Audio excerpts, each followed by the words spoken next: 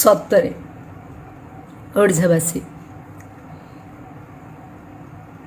ଯିଏ ମୋ ପାଇଁ ଏ ଡାଇଲଗ ଲେଖିଛି ନା,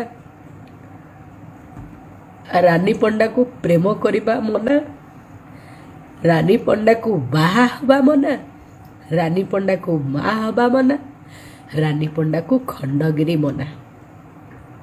ପ୍ରକୃତରେ ସେ ଠିକ କଥା ଲେଖିଛି। ରାଣୀ ପଣ୍ଡା କ'ଣ ଏତେ ଖରାପ ଝିଅ? ଏତେ ଖରାପ?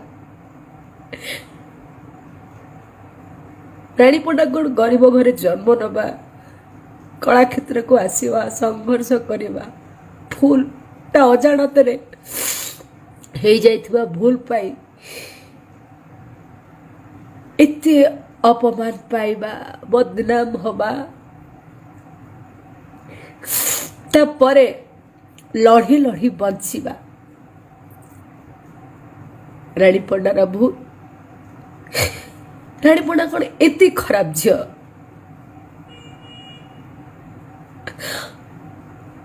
ସେ କାହା ଘରର ବୋହୂ ହେଇପାରିବନି, କାହାର ସ୍ତ୍ରୀ ହେଇପାରିବନି, ଗୋଟେ ମା ହେଇପାରିବନି।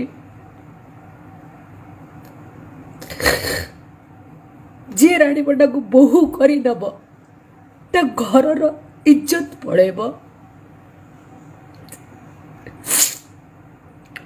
ଏ ସମାଜ ରାଣୀ ପଣ୍ଡାକୁ ଏତେ ନିନ୍ଦା ଦେଇଛି, ଏତେ ଅପମାନ ଦେଇଛି।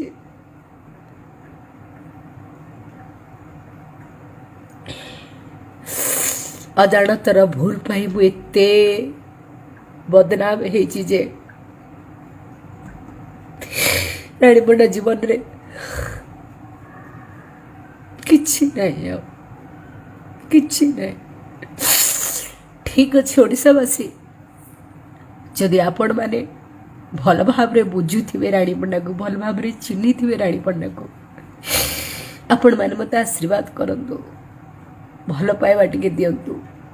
ରାଣୀ ପଣ୍ଡା ଯେମିତି ଭବିଷ୍ୟତରେ ତା ଲକ୍ଷ୍ୟସ୍ଥଳରେ ପହଞ୍ଚୁ, ସୁନ୍ଦର ଅଭିନେତ୍ରୀଟିଏ ହେଉ, ଗରିବ ଲୋକଙ୍କୁ ସାହାଯ୍ୟ କରିବାରେ ସମର୍ଥ ହେଉ।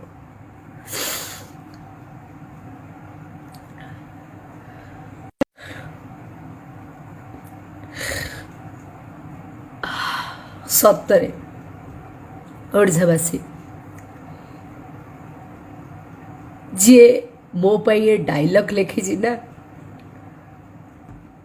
ରାନୀ ପଣ୍ଡାକୁ ପ୍ରେମ କରିବା